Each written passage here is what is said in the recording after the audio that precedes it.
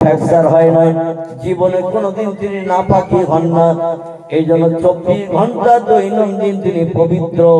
তার বাণী কথাগুলো নাপাক তো নাকি? তার কথাগুলো পবিত্র। আল্লাহ বলছেন আমি পবিত্র, এই জন্য আমার বাণীর কথাগুলো পবিত্র। এই পবিত্র কথা যদি তোমরা তেলাওয়াত করে মগজে জ্ঞান অর্জন করতে চাও, তাহলে প্রথম একটা উপদেশ তত্ত্ব শুনে নাও, লা ইয়ামাসসুহু। অত সময় পর্যন্ত আমার কোরআনের গায়ে তোমরা হাত লাগাবে না, স্পর্শ করবে না, ছুঁয়ে দেখবে না, ইল্লাল মুতাহহারুন। যত সময় না পর্যন্ত তোমরা পবিত্রতা অবলম্বন করবে। নাপাক দেহে কোরআনে হাত দিলে ওই লোককে কাফের সাব্যস্ত হয়।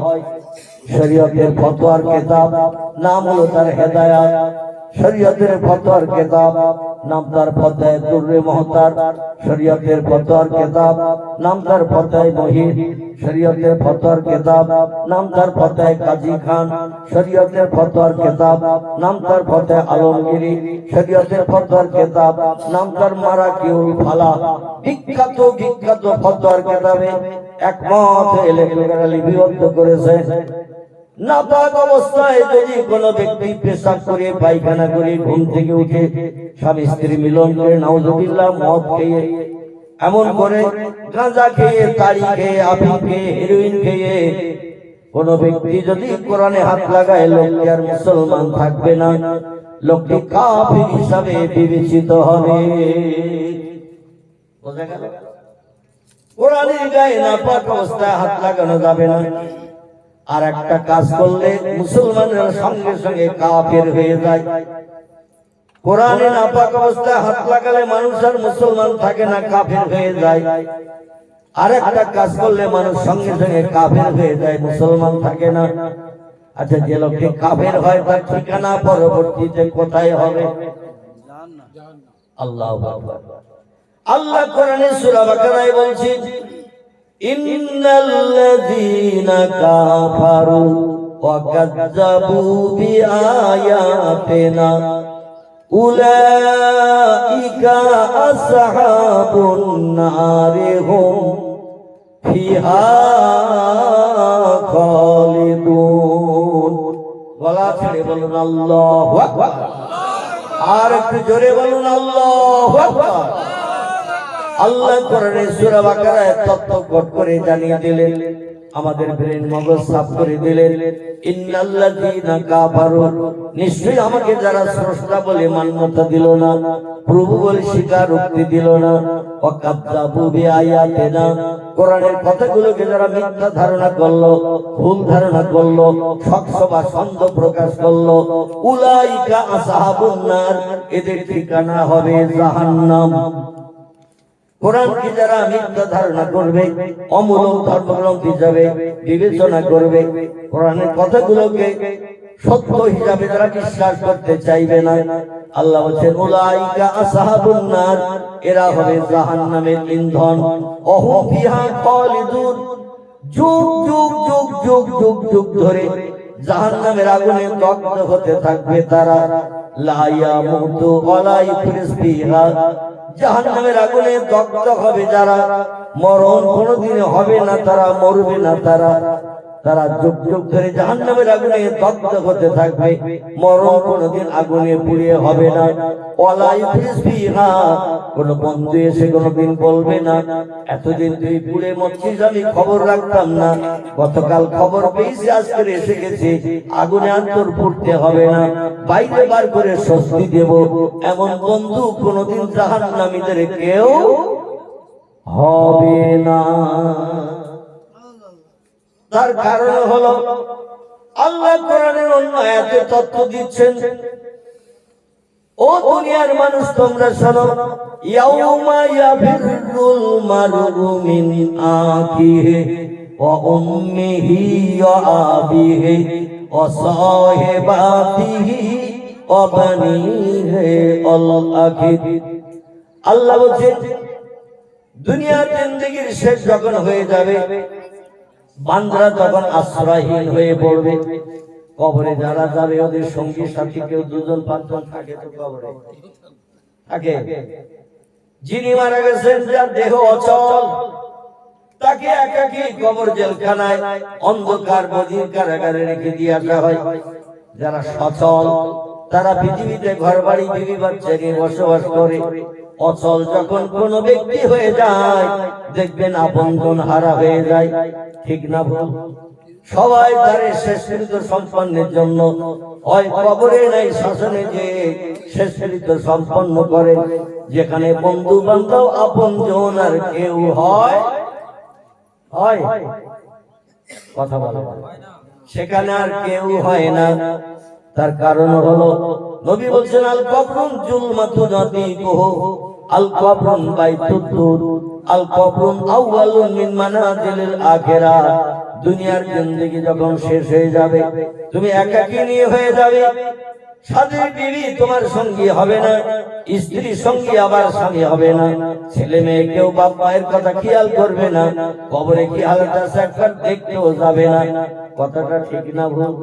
বর্ষার পানিতে এখন হাবুডুবু খাচ্ছে না, সূর্যে রোদ্রে অন্ধকার কবরের ভিতরে গরমে দগ্ধ হচ্ছে। আমরা দেখতে যাই, কেউ আপনজনের দেখতে যাই। চাচা আপন পরাণ, একটু কথা বলে, চাচা আপন পরাণ চাচা, যার চিন্তায় সেই ব্যস্ত। কবরস্থ ব্যক্তিদের চিন্তা কেউ করে না।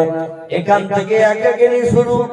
আবার আল্লাহ পাক যেদিন ইযা তুলিয়াস শামসে মাগরিবিহা, পশ্চিম দিকে যেদিন সূর্যোদয় করবে, অপূর্বে শামসে মাশরিকিহা, পূর্ব দিকে যেদিন সূর্য অস্তমিত করতে যাবে, আমার ভাইরা, সেদিন পর্যন্ত প্রত্যেকটি মানুষকে কবরের ভিতরে একাকী থাকতে হবে। স্ত্রী পুত্র সন্তান আদি আপনজন আত্মীয় স্বজন কেউ কবরস্থ ব্যক্তির সঙ্গে হবে না, তাদের খেয়াল করবে না, চিন্তা করবে না, ওখানে একাকী। আবার যেদিন পশ্চিম দিকে সূর্যোদয় হবে, পূর্ব দিকে অস্তমিত হতে যাবে, সেদিনকার দিনটা একটু শর্ট মার্কার ছোট দিন হবে। কতটা ছোট একটু বলবো। এখনকার দিনটা কত ঘন্টা একটা দিন গণনা হয়? আলহামদুলিল্লাহ, আমরা ঘড়িতে গুনি 12 ঘন্টা। বিশেষ করে দিন আর রাত দুটোকে একটা দিন বলা হয়, কিন্তু ঘড়িতে দেখবেন 12টার পর আবার একটা হয়। আপনি শিয়ালদা স্টেশনে যাবেন, হাওড়া স্টেশনে যাবেন, রিজার্ভ ব্যাংকে যাবেন, এয়ারপোর্টে যাবেন, ওখানে কিন্তু 12 ঘন্টার পরে আর একটা নয়, 12র পরে 13, 13র পরে 14, 14র পরে 15, এইভাবে গুনতে গুনতে 24 পর্যন্ত চলে যায়। মানে 24 ঘন্টায় একদিন। এইভাবে দিন গণনা হয়। 365 দিন এক বছর গণনা হয়। আল্লাহ নবী বলছেন, পূর্ব দিকে সূর্যোদয় হয়, পশ্চিম দিকে সূর্য অস্তমিত হয়। 24 ঘন্টার দিন দৈনন্দিন আমরা গণনা করি। যেদিন পশ্চিম দিকে সূর্যোদয় হবে, পূর্ব দিকে অস্তমিত হতে যাবে, সেদিন দিনটা একটু শর্ট মার্কা হবে। নবী বলছেন, 50 আলফ সানা মিম্মা তাউদ্দুন, সেদিন দিনটা একটু শর্ট মার্কা হবে। 30 দিনে যে এক মাস গণো, 12 মাসে এক বছর গণো, 365 দিনে এক বছর গণো। এইভাবে ঘন্টা গুনতে গুনতে 50,000 বছরকে গণনা করলে যত ঘন্টা হবে, সেদিন একটা দিন হবে তত ঘন্টা। সূর্য উদয় হবে তো অস্তমিত হবে না, দিন শুরু হবে তো রাত আর হবে না। রাত হতে যেতে সময় লাগবে 50,000 বছরের সমান। এই দিনটা এখনকার দিনের থেকে ছোট হবে তো নাকি? কি কি একটু কথা বলবো, যাতে শীততা না লাগে, যেহেতু কথা বলা। আর এই কথা বললে পয়গম্বর সুন্নাত আদায় হয়। নবীজি মুহাম্মদ রাসূলুল্লাহ সাল্লাল্লাহু আলাইহি ওয়াসাল্লাম মক্কা থেকে আল্লাহর হুকুম তামিল করে হিজরত করে উত্তর দিকে 650 কিলোমিটার রাস্তা আবু বকর সিদ্দিক রাদিয়াল্লাহু নিয়ে পায়ে হেঁটে হেঁটে দিনের বেলা তারা ঝোপের ভিতরে, পাহাড়ের গুহার ভিতরে আত্মগোপন থাকতেন। সন্ধ্যার পরে রাত আসলে মানুষকে দূরে দেখতে পেত না। রাতের বেলা তারা পথ চলতেন। মক্কা থেকে মদিনায় পৌঁছাতে নবীজির আবু বকরকে সাথী করে নিয়ে সময় লেগেছিল 18 দিন 18 রাত। কতটা বলা? 18 দিন 18 রাত লেগেছিল মক্কা থেকে পায়ে হেঁটে 650 কিলোমিটার রাস্তা ইয়াসরিব মদিনা দেশে পৌঁছাতে। এখন এখান থেকে মনে করুন 70 কিলোমিটার রাস্তা Kolkata, Dharmatala, brigade parade ground. কোন রাজনৈতিক নেতা যদি বলে হেঁটে হেঁটে আমাদের রাজনীতির স্লোগান দিতে হবে, সুলতানপুরের মানুষদের দেখিয়ে দেবো আমরা এই পার্টি করি, এই পার্টির লোক আমরা এতটা। এখন যদি কোনো রাজনৈতিক নেতা কোনো তথ্য দিয়ে বলে যে যারা হেঁটে হেঁটে যাবে আমাদের রাজনীতির নামে স্লোগান দিতে দিতে তাদের এই এই জিনিস আমরা দেব, এই এই গিফট পুরস্কার দেব, এখন অনেক মানুষ হয়তো আনন্দে আত্মহারা হবে। আর পায়ে হেঁটে যাওয়ার কথা বললে 3 দিন আগের থেকে জ্বর আসবে কিনা, কি পায়ে হেঁটে যেতে হবে ধর্মতলা থেকে একটা মনুমেন্ট, যে মনুমেন্টের ধাপ আছে 214টা। কটা বলা? ধর্মতলা এসপ্লানেড, ওখানে তো একটা মনুমেন্ট আছে। আমি 1983-84 সালের কথা বলছি। ওই সময় তখন কলকাতা আলিয়া মাদ্রাসায় পড়াশোনা করতাম, তো বিকালবেলা মাঝে মাঝে একটু বেড়াতে যেতাম ধর্মতলা থেকে আলিয়া মাদ্রাসার ইলিয়ট হোস্টেলে যখন থাকতাম, তো ওখানে বেড়াতে যেতাম। মাঝে মাঝে বুড়ো চাষা ওই মনুমেন্টের নিচের সিঁড়ির মুখে ওইখানে বসে থাকতাম। সব দিন সুযোগ দিত না, মাঝে মধ্যে 2-1 পয়সার দরকার হলে সুযোগ দিত। তো তখন 10 টাকা করে নিত। ক টাকা বলো? 10 টাকা করে নিত। এখনকার কথা না, 1983-84 সালের কথা, এখন 2025, মানে কত বছর আগে? প্রায় 38 বছর আগের কথা বলছি। তো 10 টাকা করে নিত মনুমেন্টের মাথায় ওঠার জন্য। আমি সিঁড়ির ধাপ গুনতে গুনতে গুনতে গুনতে, ওখানে আমাদের ঘরের সিঁড়ির মতো এরকম সিঁড়ি থাকে, এরকম না, ওখানে একটা মাঝখানে মোটা পিলিয়ার আছে, পিলিয়ারে গা দিয়ে ঘুরিয়ে ঘুরিয়ে তুলেছে। ধাপ আছে 214টা। কটা বলা? একটু কথা বলা। 214টা ধাপ। মাথায় উঠলে নিচের দিকে তাকালে বড় বড় বাসগুলো, ছেলেপেলের খেলনা গাড়িগুলো টানে না, দড়িয়ে দিয়ে বাচ্চারা ছোট প্লাস্টিকের খেলনা গাড়ি, ওই মাথায় উঠলে ওই রকম দেখা এই মনোমন্ত্র। তো যেটা আপনাদের কাছে বলতে চাচ্ছি সেটা হলো এই, মাথা থেকে উঠলে নিচে তাকালে মনে হয় ধান যেন বেরিয়ে গেলে পুড়িয়ে গেলাম কাঁধে। উঠতেও সাধারণ মানুষ, একটু কমজোরি মানুষ উঠতে পারে না, তাদের ভয় লাগে, হার্ট অ্যাটাক হয়, অসুবিধা। মানে 214টা ধাপ ঘুরিয়ে উঠতে হয়। পয়গম্বর মুহাম্মদ রাসূলুল্লাহ পায়ে হেঁটে চলে গেলেন 650 কিলোমিটার রাস্তা। এখান থেকে ধর্মতলায় হেঁটে যেতে বললে অনেকে 3 দিন আগে জ্বর আসবে, এত পথ কি করে হেঁটে যাবো? নবীজি হযরত আবু বকর সিদ্দিক কিছুই মনে করেননি। দুইজনের বয়সের তারতম্য ছিল মাত্র 2 বছর। কত বললাম? খুব ভালো করে কথা কথা শুনবেন। দুইজনের বয়সের তারতম্য ছিল 2 বছর কম বেশি। নবীজির বয়সের থেকে আবু বকরের বয়স 2 বছর কম ছিল। আবু বকর সিদ্দিকের বয়স ছিল 38, নবীর বয়স তখন 40। প্রথম নবুয়তের দাওয়াত দিচ্ছেন হেরা পাহাড় থেকে ফিরে এসে। মক্কার কাবা শরীফ থেকে দক্ষিণ পূর্ব দিকে 6.5 কিলোমিটার রাস্তা গেলে এই পাহাড়টি এখনো দেখতে পাওয়া যায়, যার 2টি নাম আছে। একটি নাম হলো গারে হেরা, একটি নাম হলো জাবালে নূর। এই পাহাড়টা উঁচু, বর্তমানে 3,500 ফুট। কত বললাম? 3,500 ফুট উঁচু পাহাড় এখনো দাঁড়িয়ে আছে। এই পাহাড়ের মাথায় যে পয়গম্বর আল্লাহরে আপন বানানোর জন্য বিবি বাচ্চা আপনজন আত্মীয় স্বজন ছেড়ে পাহাড়ের মাথায় একটা ছোট্ট গুহা গর্ত আছে। আমি অজন 2-3 এই গুহার ভিতরে ঢোকার সুযোগ পেয়েছি। দাঁড়ানো যায় না, বসে বসে যায় না, আমাদের পাটি বেঁধে পুরো শ্রদ্ধার মতো নামাজ পড়তে হয়। গুহার ভিতরে ঢুকলে দাঁড়ানো যায় না, ছোট্ট গুহা, কাবা শরীফের দিকে মুখটা ফেরানো রয়েছে। জোরে বলুন সুবহানাল্লাহ। আমি অধম 2-2বার ঢোকার সুযোগ পেয়েছি। আল্লাহ 3টি বার অধমকে মক্কার নবীজির মাতৃভূমিতে দেখার সুযোগ দিয়েছে, সোনার মদিনা চোখে দেখার সুযোগ দিয়েছে। দিল্লি কা লাড্ডু जो खाएगा वो भी पछताएगा, जो ना खाएगा वो भी पछताएगा। যে খেয়েছে সে বলে আবার পেটি ভালো হতো, আর যে খায়নি সে বলে কি দাম দিয়ে সে একটু চেখে দেখতে পারে। সোনার মক্কা, সোনার মদিনা এমন একটি দেশ যে দেশ ইমানদার মুমিন মুসলমান গেলে আর বাড়ি ফিরতে চায় না। বাড়ি ফিরলো আবার মনে হয় কখন উড়ে যাব, পাখির মতো ডানা মেলে। আল্লাহর শেরে ইবাদতের ঘর কাবা শরীফের চাতওয়ালে। জোরে বলুন একটু সুবহানাল্লাহ। পয়গম্বর টুকের তথ্য দিয়ে নেই। পয়গম্বর মুহাম্মদুর রাসূলুল্লাহ আবু বকর সিদ্দিককে নিয়ে যখন ওই দেশে গেলেন, আবিসিনিয়ার ব্যবসায়ীরা ওরা ব্যবসা করতে সিরিয়া থেকে ব্যবসা করে ফেরার পথে জানিয়ে দিয়ে গেল মদিনাবাসী, তোমাদের দেশে একজন লোক আসছে, মক্কা নগরী থেকে তোমাদের দেশে একজন লোক আসছে, নাম তার আহমদ কিংবা মোহাম্মদ, পিতার নাম আব্দুল্লাহ হবে, মায়ের নাম আমিনা হবে। এটা বেদেও লেখা হয়েছে, পুরাণেও লেখা হয়েছে, গীতায়ও লেখা হয়েছে, ভগবতেও লেখা আছে, এমনকি তৌরাতেও লেখা আছে, জবুরেও লেখা আছে, ইনজিলেও লেখা আছে।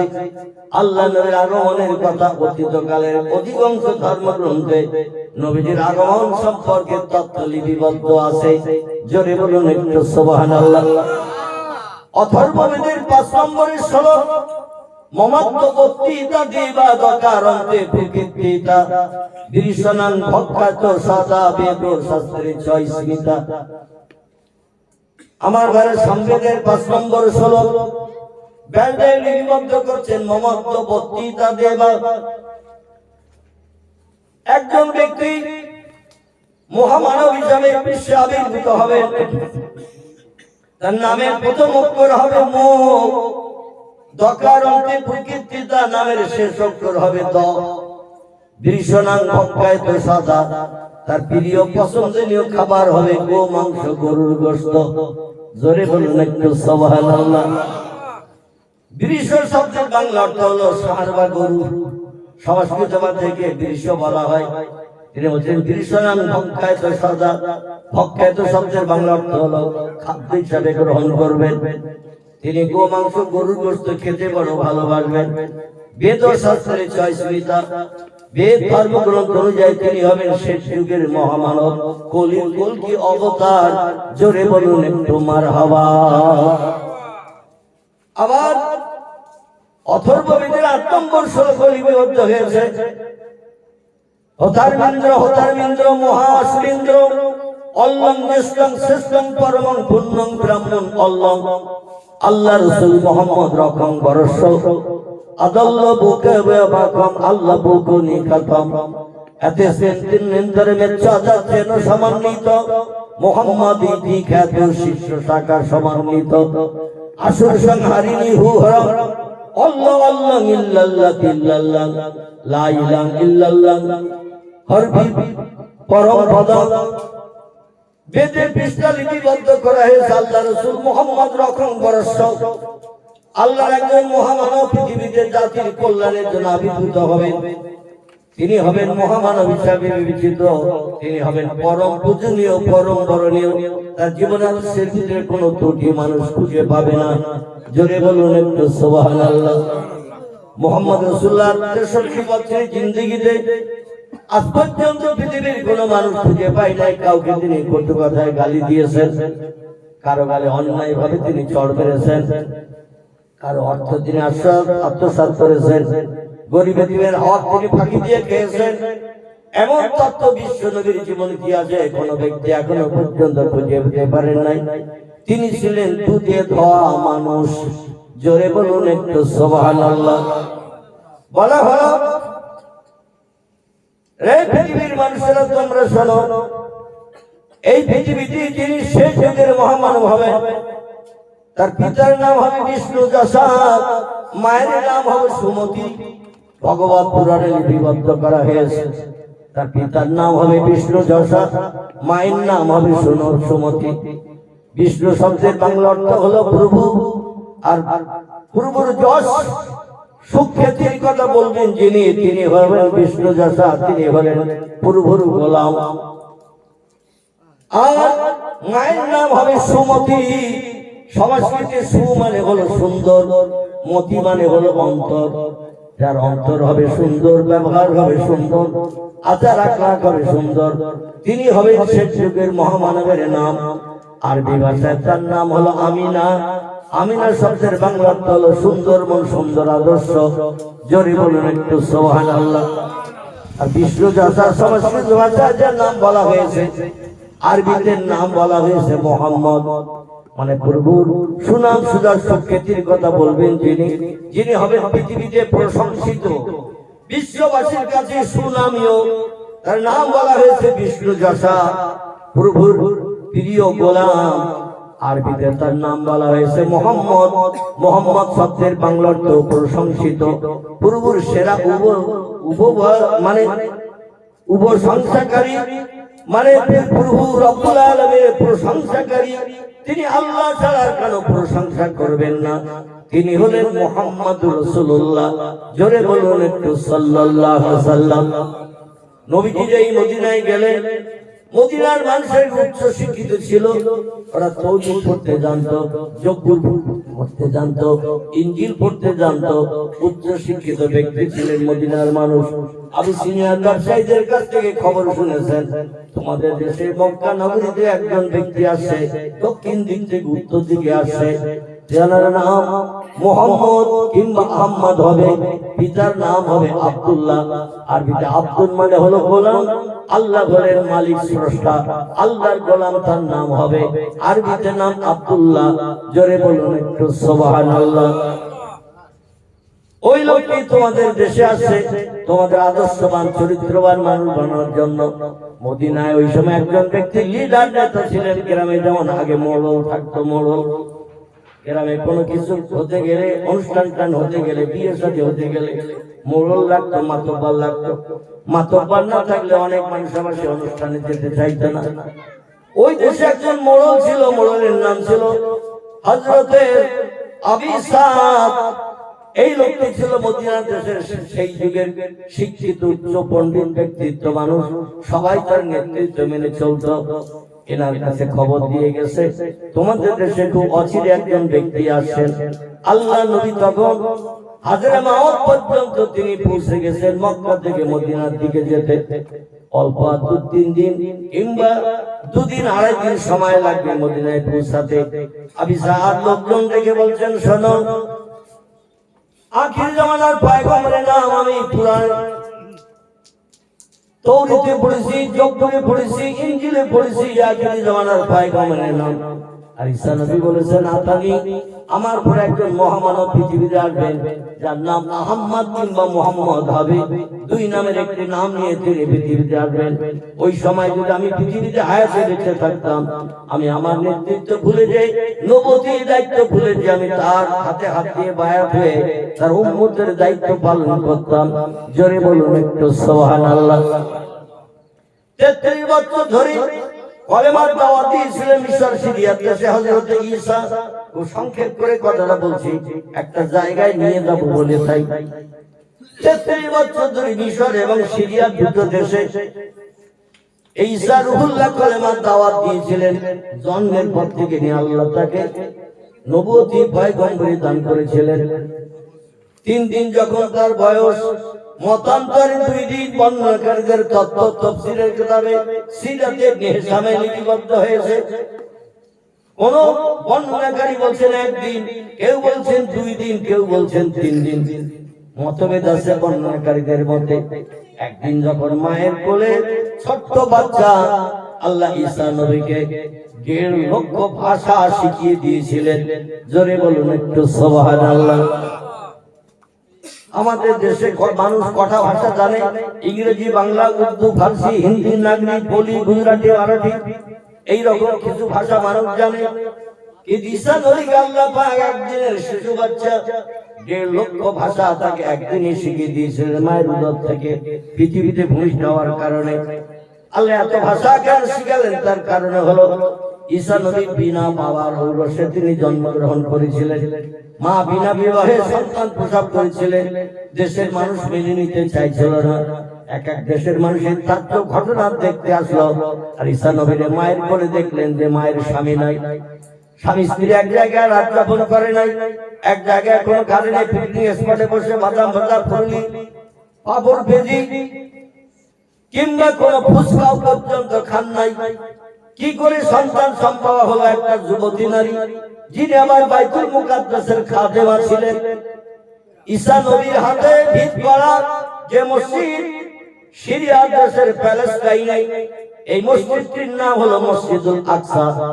পৃথিবীর অধিকাংশ দেশের মানুষ তার বাইতুল মুকাদ্দাস বলে জানে। জোরে বলুন একটু সুবহানাল্লাহ। আল্লাহ দুটি মসজিদের নাম কোরআনের 15 পারার প্রথম লাইনে কোট করে দিয়েছেন। বিসমিল্লাহির রহমানির রহিম। সুবহানাল্লাযী আসরা বিআবদিহি লাইলাম মিনাল মাসজিদিল হারামি ইলাল মাসজিদিল আকসা। জোরে বলুন আল্লাহু আকবার। 15 পারার প্রথম লাইন। এখানে আল্লাহ এক লাইনে দুটি মসজিদের কথা বলেছেন। একটি মসজিদের নাম হলো মসজিদে হারাম, যেটাকে মক্কার কাবা ঘরের চতুর্দিকে গোলাকার মসজিদকে বলা হয়। মক্কার কাবা ঘর চাতালের মাঝখানে 4 কোণা বিশিষ্ট একটা ঘর আছে, 33 ফুট উঁচু, 33 ফুট আড়, 33 ফুট লম্বা, 22 হাত উঁচু, 22 হাত আড়, 22 হাত লম্বা, 4 কোণা একটা ঘর আছে। এই ঘরের দরজা ছিল দুটি। বর্তমানে একটা দরজা একেবারে বন্ধ, একটা দরজা খোলা। দুটি দরজা, একটা ছিল পশ্চিম দিকে, একটা পূর্ব দিকে। পশ্চিম দিককার দরজাটা বন্ধ হয়ে গেছে বহুদিন পূর্বে, পূর্ব দিককার দরজাটা এখনো খোলা হয় এবং কিয়ামত পর্যন্ত হবে। জোরে বলুন একটু সুবহানাল্লাহ। ছোট্ট একটা তথ্য এখানে দিলে আপনারা খুব আনন্দ পাবেন। সেটি হলো এই, আমরা এই কাবা শরীফের পূর্ব দিকে বাস করি ভারতের মুসলমান। আরব সাগরের এপারে ভারতবর্ষ, আরব সাগরের ওপারে হলো সৌদি আরবের দেশ, তাই আরব সাগরের নামকরণ করা হয়েছে। আমার ভাইরা, এই মক্কা মুকাররমার উত্তর দিকে মদিনা থেকে শুরু করে শাম, সিরিয়া, প্যালেস্টাইন থেকে শুরু করে বিভিন্ন দেশ, জর্ডান, পারস্য, অনেক দেশ আছে ওই দিকে। আবার দক্ষিণ দিকে আছে ইয়ামানের দেশ, আর পূর্ব দিকে আমাদের দেশ। পশ্চিম দিকে রয়েছে England, America, Japan, German, Holland. কিন্তু আল্লাহর অফুরন্ত রহমত, বর্তমান পৃথিবীতে 256টির মতো দেশ বর্তমান পৃথিবীতে বিদ্যমান। এই 256টি দেশের ভিতরে মুসলমানদের দেশ আছে তাম পৃথিবীতে 57টির মতো। জোরে বলুন একটু সুবহানাল্লাহ। তাম পৃথিবীতে মুসলমানদের দেশ আছে 57টির মতো। ইরাক, ইরান, কুয়েত, জর্ডান, আরব, পারস্য, তুরস্ক, লিবিয়া, নাইজেরিয়া, ইন্দোনেশিয়া, মালয়েশিয়া, এবং পরে বাংলাদেশ, পাকিস্তান, আফগানিস্তান থেকে শুরু করে শাম, সিরিয়া, মরক্কো, ইয়ামান থেকে শুরু করে সব মুসলমানদের দেশ। টোটাল পৃথিবীতে বর্তমান 250 কোটির মতো মুসলমান পৃথিবীতে বেঁচে থাকা মানুষ বসবাস করছে। জোরে বলুন একটু সুবহানাল্লাহ। আমার ভাইরা, হিন্দুস্তান মুসলিম দেশ নয়, হিন্দুদের নামকরণ করে হিন্দুস্তান। এই জন্য এই দেশটা হিন্দু জনসংখ্যা বেশি, মুসলমান জনসংখ্যা 20-22 কোটি সরকারি হিসাবে, বেসরকারি হিসাবে 35 থেকে 34 কোটি। এইরকম একটা বলা হয় বেসরকারি হিসাবে। সরকার মুসলমানদের সংখ্যা একটু প্রচার করতে চায় না, যাতে ওরা সাহস পায়। এই জন্য মুসলমানদের নামগন্ধ আওয়াজ একটু বাড়াতে দিতে চায় না, তাই একটু চেপে দিয়ে দিয়েছে সংখ্যা। সরকারি হিসাবে 20 থেকে 21 কোটি, বেসরকারি হিসাবে 34 থেকে 35 কোটির মতো। পৃথিবীতে যত মুসলিম দেশ আছে, কোন মুসলিম দেশে এত মুসলমান বাস করে না যত মুসলমান বাস করে হিন্দুস্তানের জমিনে। চিল্লাই বলুন একটু সুবহানাল্লাহ। বর্তমানে হিন্দুস্তানের জমিনে সরকারি হিসাবে 21 থেকে 22 কোটির মতো মুসলমান বসবাস করে, বেসরকারি হিসাবে 34 থেকে 35 কোটির মতো। আমাদের পাশে বাংলাদেশ মুসলমান দেশ, ও দেশে মুসলমানদের সংখ্যা 17.5 থেকে 18 কোটি। পশ্চিম পাকিস্তান যে দেশ, ও দেশে মুসলমানদের সংখ্যা বর্তমানে 14 কোটির মতো। ইরাকে মুসলমানদের সংখ্যা 7 কোটির মতো। সৌদি আরবে মুসলমানদের সংখ্যা 7.5 কোটির মতো। কুয়েতে মুসলমানদের সংখ্যা 80 লক্ষের মতো। এইভাবে যত দেশের তুরস্ক আছে, এই দেশে মুসলমানের সংখ্যা 4.5 কোটির মতো। কিন্তু যত মুসলমান হিন্দুস্তানে বাস করে, এত মুসলমান কোন মুসলিম দেশে বাস করে না। জোরে বলুন একটু সুবহানাল্লাহ। আল্লাহ নবী বিদায়ের কালে সাহাবাদের ডেকে বলেন, সাহাবীরা, মনে কি একটা দুঃখ নিয়ে কবরস্থ হতে হবে?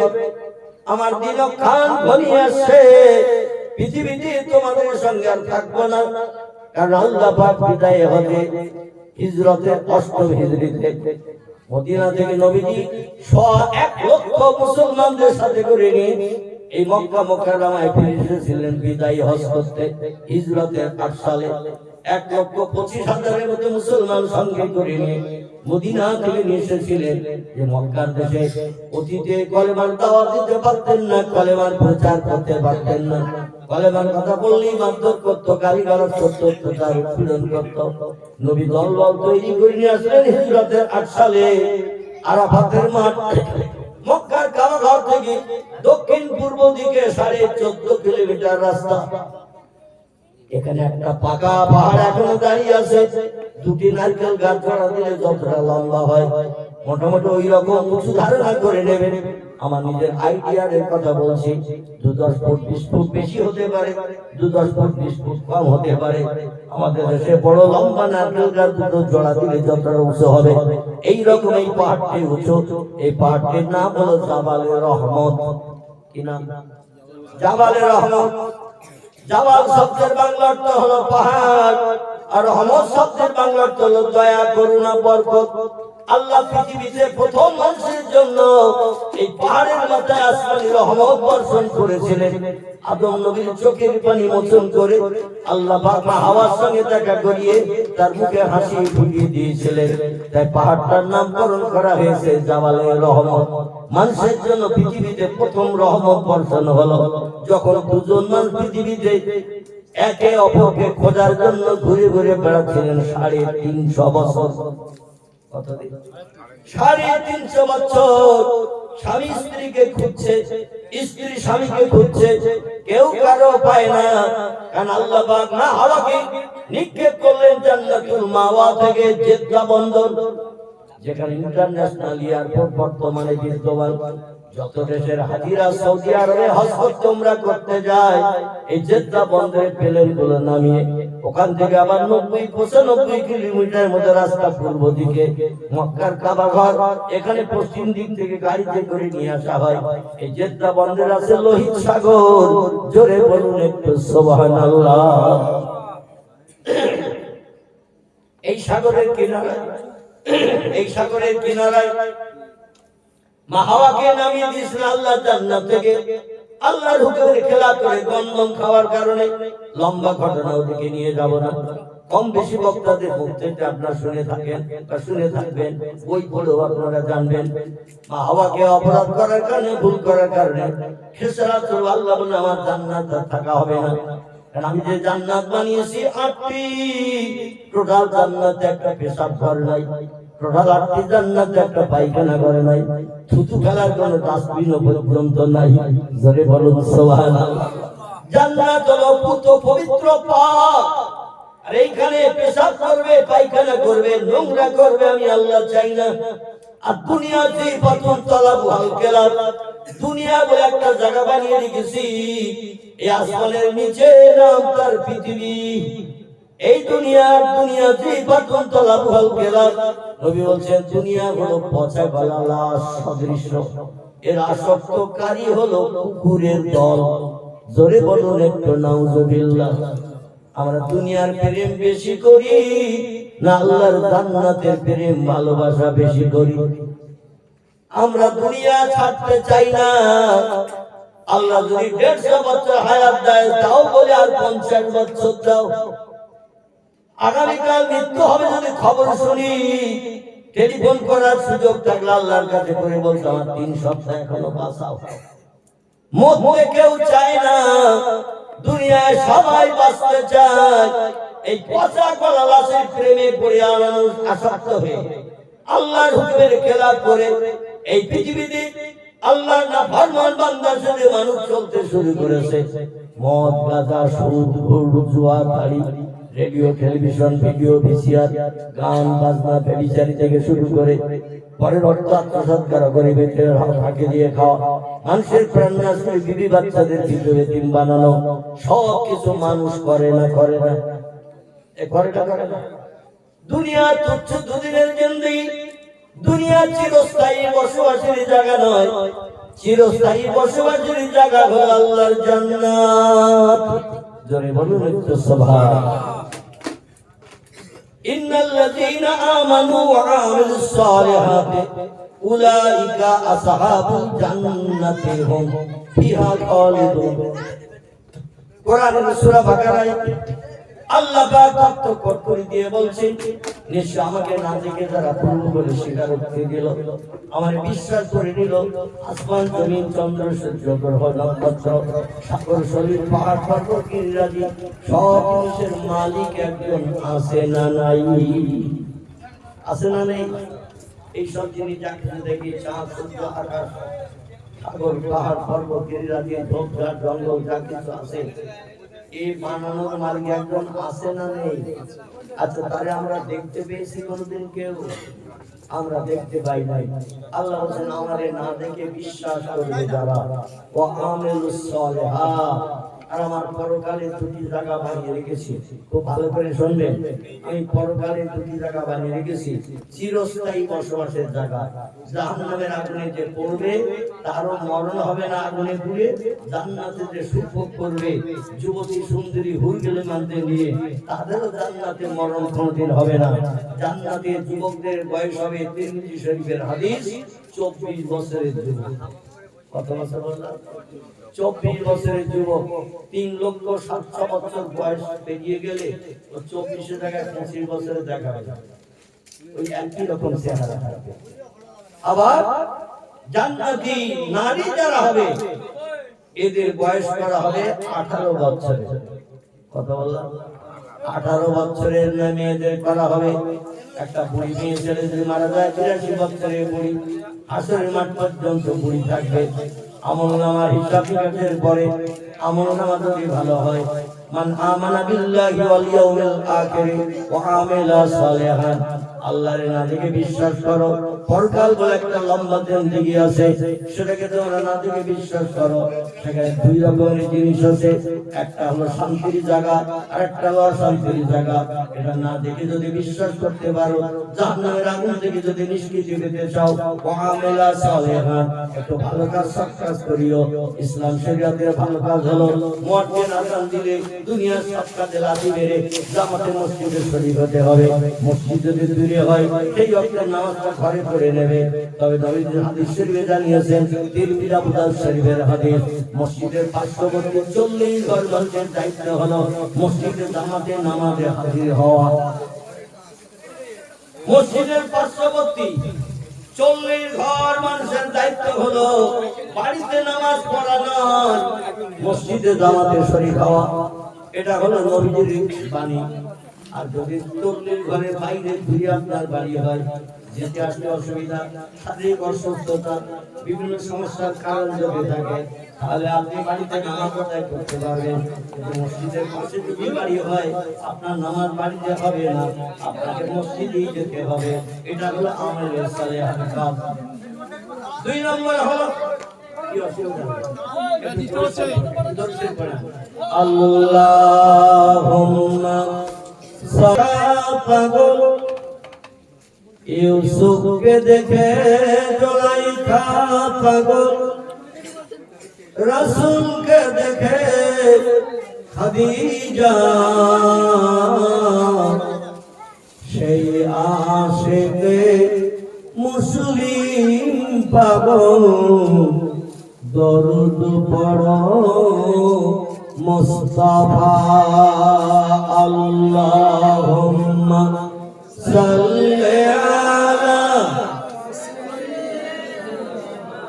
মাওলানা মুহাম্মদ ওয়া আলা আলি সাইয়্যিদিনা মুহাম্মদ। কাজ করিতে গেলেন নবী, কাজ করিতে গেলেন নবী, মা খাদিজার বাসায়, রাসূল প্রেমে মুগ্ধা হলেন, পরকালের আল্লাহুম্মা সাল্লি আলা মাওলানা মুহাম্মদ ওয়া আলা আলি সাইয়্যিদিনা মাওলানা। প্রাণ খুলে কলেমার জিকির লা ইলাহা ইল্লাল্লাহ, লা ইলাহা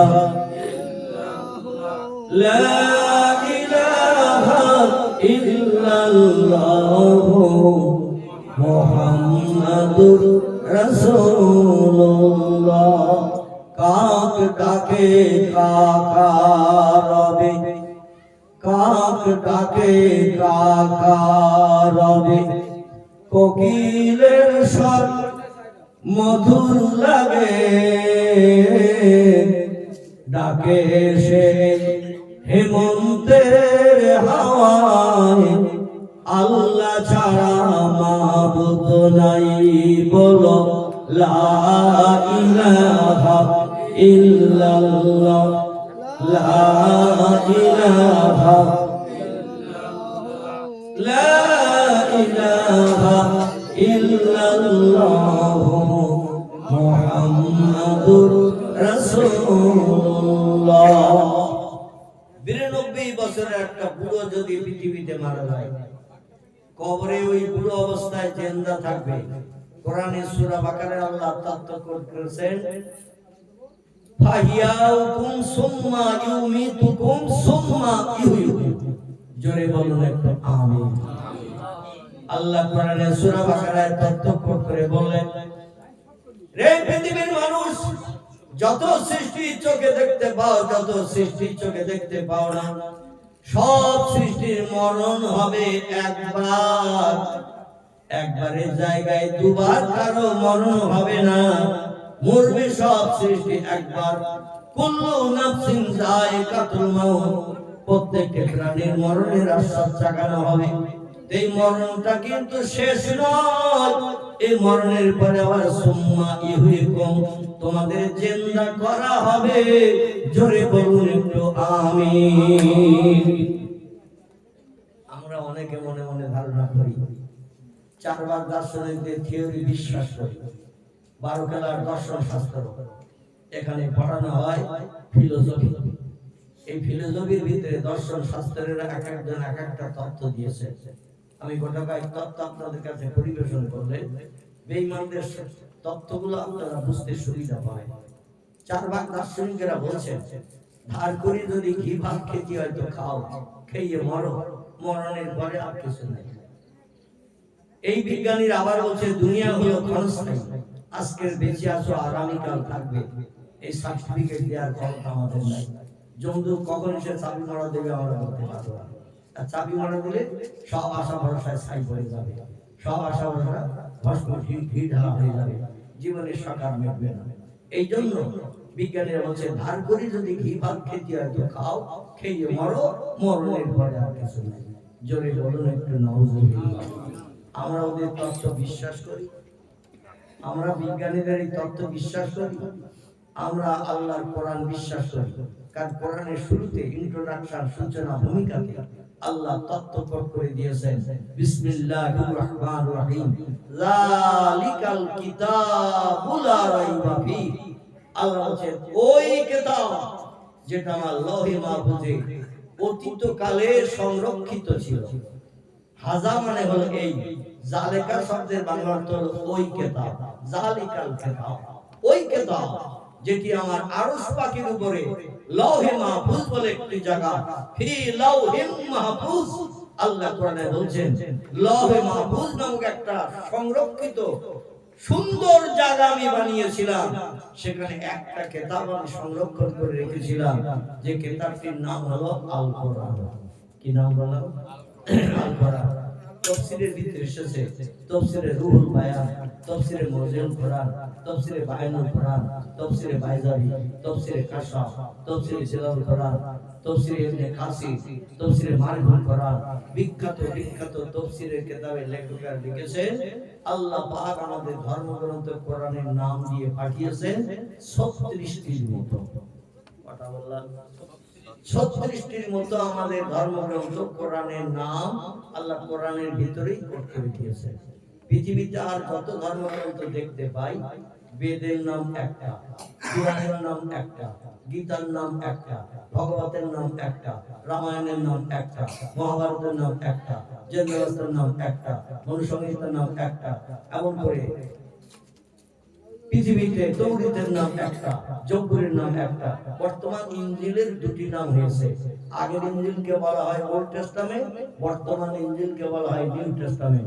পূর্ণ ইনজিলকে বলা হয় ওল্ড টেস্টামেন্ট, বর্তমানে খ্রিস্টানরা কাটাকুটি করে কড়া কড়া আইনগুলো সহজ করে আবার নতুন ওই বাইবেলে লিখেছে, যার পূর্ব নাম ছিল ইনজিল, ইংরেজি নাম হলো বাইবেল। এর ভিতরে কড়া কড়া আইনগুলো কেটে কুটে নতুন করে সংস্করণ করেছে, যাতে সব খ্রিস্টানদের মেনে চলতে সুবিধা হয়। আর খ্রিস্টানরা পৃথিবীতে শিক্ষায় উচ্চ শিক্ষিত, ওরা বিভিন্ন নামি দামি যন্ত্রপাতি বিজ্ঞানীদের মাধ্যম দিয়ে বানিয়েছে, calculator machine, computer machine, remote control, satellite, internet, এবং করে চন্দ্রযান, পাতাল rail, submarine, radio, video, VCR, cold store, হিমঘর, ফ্রিজ থেকে শুরু করে মোবাইল মেশিন থেকে শুরু করে হাজারো যন্ত্রপাতি বানিয়েছে এই খ্রিস্টানেরা, কারণ এরা শিক্ষায় উচ্চ শিক্ষিত। তবে ওরা ওদের ধর্মগ্রন্থ পূর্ব যেটি ছিল বর্তমানে সেটি এখন আর নাই। যেখানে যেখানে কড়া কড়া আইন ছিল সেগুলো কেটে একটু নর্মাল করেছে, যাতে সব খ্রিস্টানরা মেনে চলতে সুবিধা পায়। আমরা মুসলমানরা উচ্চ শিক্ষিত হিসেবে দেখে ওরা যখন ধর্মগ্রন্থ কেটে নর্মাল করেছে, নতুন করে সংস্কার করেছে, সবার পক্ষে মেনে চলতে সুবিধা হয়। আমাদের কোরআন ওল্ড কোরআন কি নিউ কোরআন বানানো হবে? ওরা তো বানিয়েছে ওল্ড টেস্টামেন্ট, নিউ টেস্টামেন্ট করেছে। আমরা ওল্ড কোরআন নিউ কোরআন যদি বানাই, তাহলে ওদের মতো আমাদের লাভ হবে না লস হবে? কথা বলে ওরা ওল্ড কোরআন, ওল্ড টেস্টামেন্ট, পূর্ণ বাইবেলকে নিউ টেস্টামেন্ট, নতুন বাইবেল বানিয়েছে, যেখানে কড়া কড়া আইন ছিল ইনজিলের ভিতরে ঈসা নবীর জমানায়। কড়া আইনগুলো কেটে ওরা এখন নরমাল আইন করেছে, কারণ শক্তি ক্ষমতা মানুষের কম হয়ে আসতেছে, বয়স মানুষের কমে আসতেছে, ভালো মন্দ প্রোটিনওয়ালা খাবার পাচ্ছে না, মানুষের গায়ের শক্তি ক্ষমতা আস্তে আস্তে হ্রাসে আসতেছে। তাই কড়া আইন মেনে চলা সম্ভব হবে না। এখন আইন নরমাল কর, নতুন কর, সহজ কর, যাতে আমাদের পক্ষে ধর্মগ্রন্থ মেনে চলা সুবিধা হয়। আর ওদের দেখা দেখি আমরা যদি নিউ কোরআন বানাই, ওল্ড কোরআন থেকে নিউ কোরআন, নতুন কোরআন বানাই, কড়া কড়া আইনগুলো আমরা যদি ওদের মতো কেটে করি, আমাদের লাভ হবে না লস হবে? লস হবে। সবাই একমত নাকি? সবাই একমত? আচ্ছা, আমি তাহলে একটু আপনাদের উঠে যাই। আপনারা যখন বলছেন লস হবে, আমি একটু লাভের দলে যাবো কিছু সময়ের জন্য, তবে শেষে আবার আপনাদের দলে থাকবো।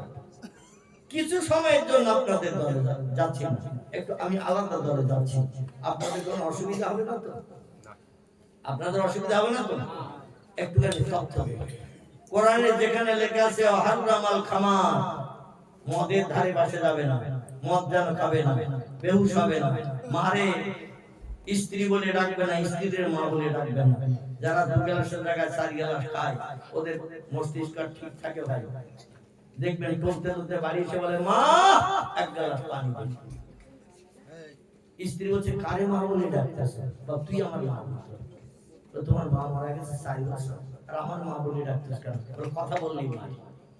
মানে এমন খাওয়া খেয়েছে ওর হুঁশ নাই। এখন আল্লাহ বলছেন এই মদ খেও না, মস্তিষ্ক বিগড়িও না, আর হারাম জিনিস খেলে তুমি কাফের হয়ে যাবে, ঠিকানা হবে জাহান্নাম। কোরআনে সরাসরি বলা হয়েছে হারামাল খামার, মদের ধারে পাশে যেও না, মদ খেও না। এখানে যদি একটু কেটে লেখা হয় খ্রিস্টানদের মতো 3-4 গ্লাস খেয়ে পাগল না হয়ে রাস্তায় পড়ে না থেকে 1 গ্লাস করে খাও, তাহলে আর পাগল হবে না, মাথা ঘুরে রাস্তা ধারে ড্রেনে পড়ে থাকবে না, কুকুর বুকে পেশাব করে দিয়ে যাবে না, বাড়ি সে স্ত্রীর মা বলে ডাকতে হবে না, মারে আর স্ত্রী বলে ডাকতে হবে না। এখন আমি যদি আইনটা একটু নর্মাল করে বলি, এক গ্লাস খেলে দোষ হবে না, তাহলে যারা মদ খায় ওদের লাভ হবে না লস হবে? কোন মৌলবি বলে না যে খাও, আর আমি বসিরহাটের মৌলবি যদি বলি এক গ্লাস করে খাও, 3 গ্লাস খেয়ে যেন ভালো হয়ে যাবে, তো মদ খাওয়াতে লাভ হবে না লস হবে? ওরা আমারে প্রতি মাসে মাসে একবার করে আনবে না বলে ওই হুজুরেরা আন, কারণ এতদিন কোন হুজুর বলেনি খাওয়া যাবে। বসিরহাটের মৌলবি বলেছে এক গ্লাস খাও, অসুবিধা হবে না।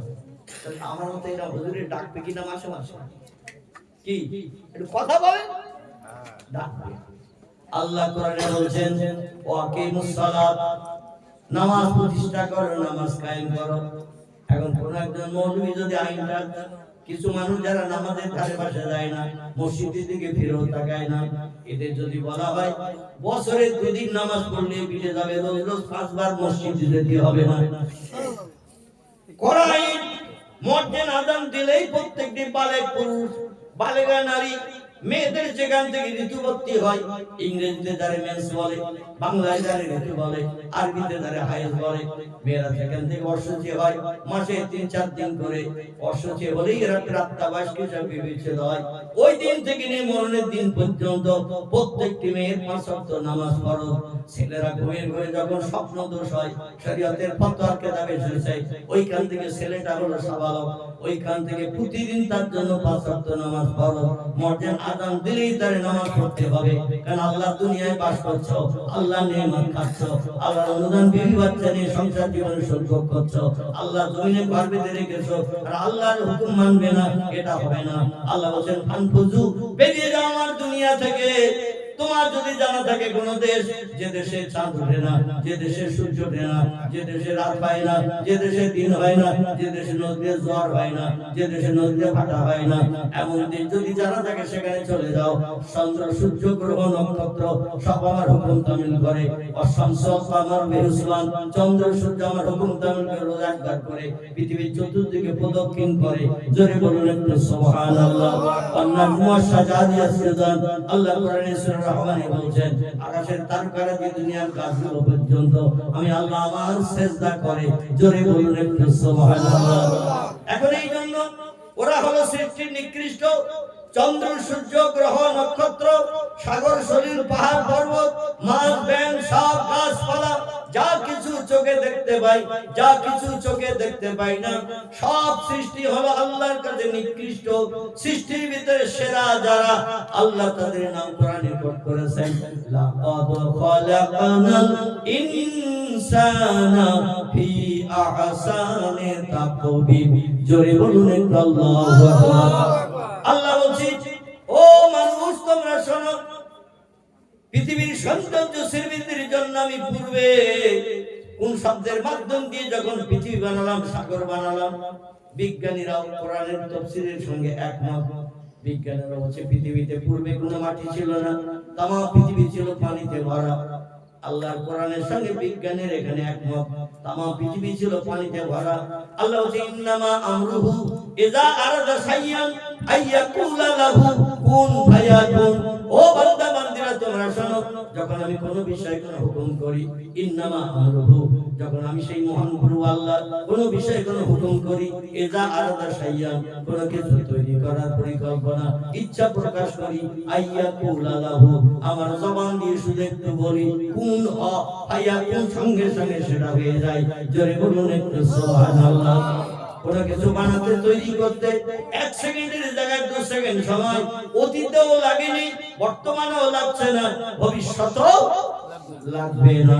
আমি আল্লাহ বললাম ইন্নাল্লাহা আলা কুল্লি শাইইন কাদির, আমি হলাম সব শক্তির ঊর্ধ্বে, আমার ক্ষমতা কোনদিন কম হয় না, লেস হয় না। পূর্বে যেমন ছিলাম বর্তমানে তেমন আছি, ভবিষ্যতেও তেমন থাকবো। তোমরা কালের করাল গতিতে কৈশোর থেকে যৌবন কালে পৌঁছিত হবে, যৌবন থেকে বার্ধক্যকালে চলে যাবে, বার্ধক্যকাল থেকে যখন এইবার বুড়োর কালে চলে যাবে, বৃদ্ধ হয়ে যাবে, রক্তের তেজ কমে যাবে, রোগ বেমারি শরীরে ধরবে। একদিন আজরাইল তোমাদের চাবি মারা দেবে, দেহ থেকে প্রাণটা বার করে নিয়ে সচল দেহ অচল বানাবে।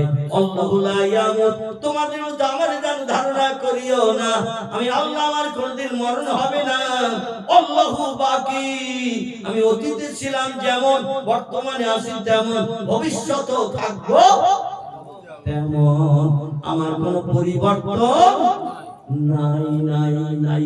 সেই আল্লাহ পাক বলছেন, ও পৃথিবীর মানুষ তোমরা শোনো, আমরা যেটা চোখে দেখতে পাই না, সবার আগে দেখতে পাই সেটাকে।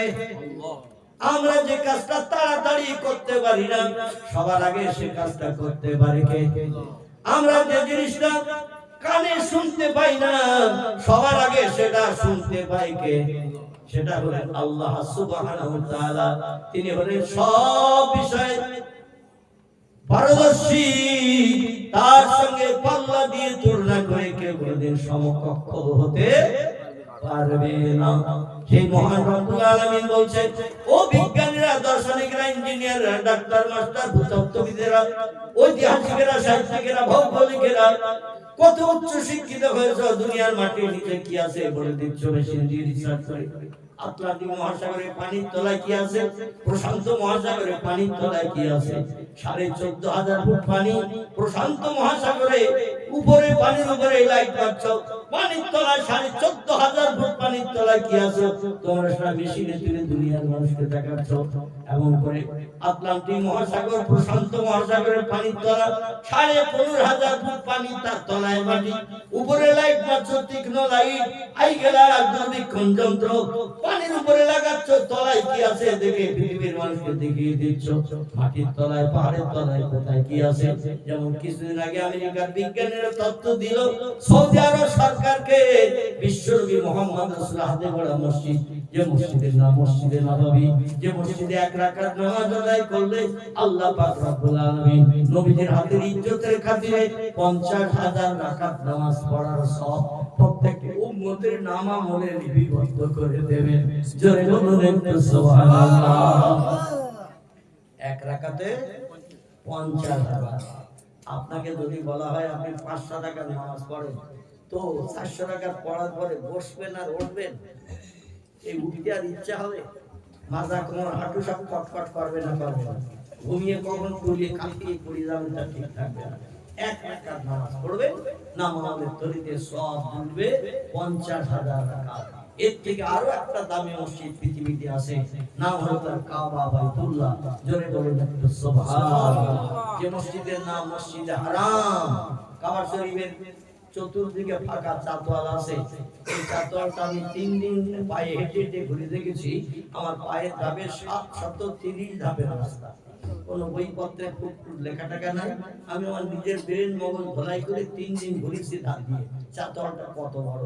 তো 3 দিন 3 বার ঘুরলাম, একই পেলাম। 530 ধাপ হাঁটলে যেখান থেকে হাঁটা শুরু করবেন আর ঘুরে এসে সেখানে হাজির হওয়া যায়। আপনার এলাকায় যদি ফাঁকা বড় বল খেলার মাঠ থাকে, সেখানে একটু পায়ের ধাপ স্বাভাবিক নেমে হেঁটে ঘুরে আসবেন, দেখবেন 530 ধাপ হাঁটলে যতটা জায়গা ফাঁকা জায়গা পাবেন। কাবা শরীফের চাতওয়ালটা এতটা ফাঁকা। এর বাইরে চতুর্দিকে গোল করে একটা মসজিদ বানানো। কি করে?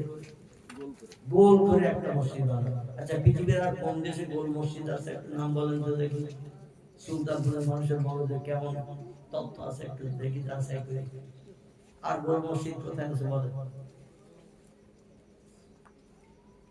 হবে না? সবাই থেকে আল্লাহ।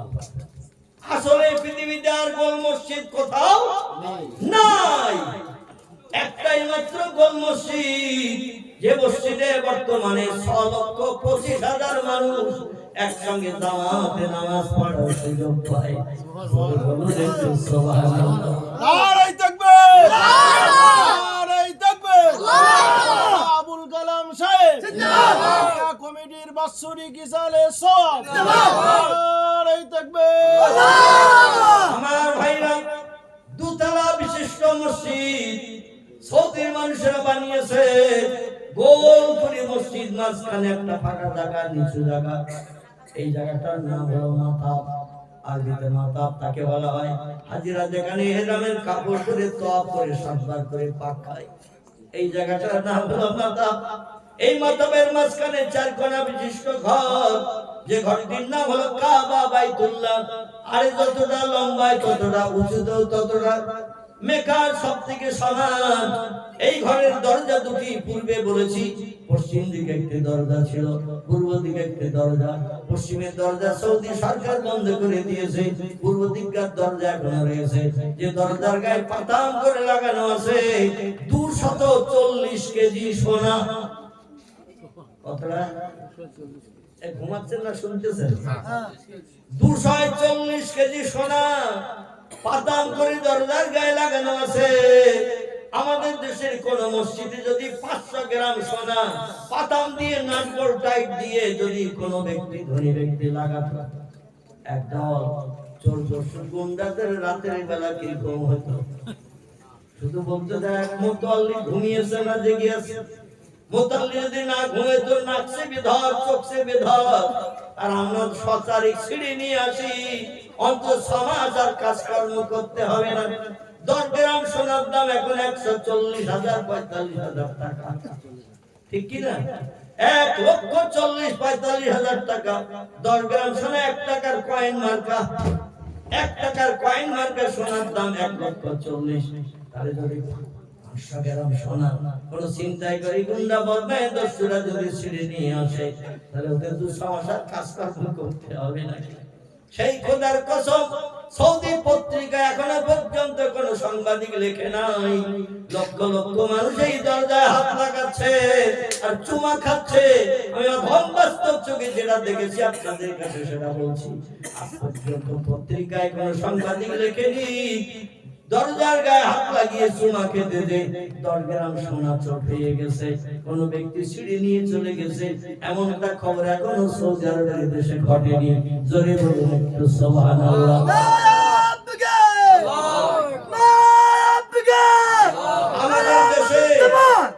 আমাদের দেশে ঘটনা ঘটবে না, ঘটবে না।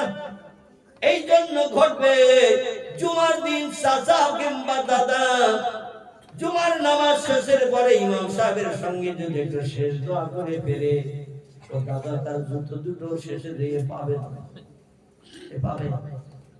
চাচা বলছে আমার সেই জুতো কই? বলে চাচা ওই তো তোমার ফিতে ছাড়া দড়ি বাঁধা।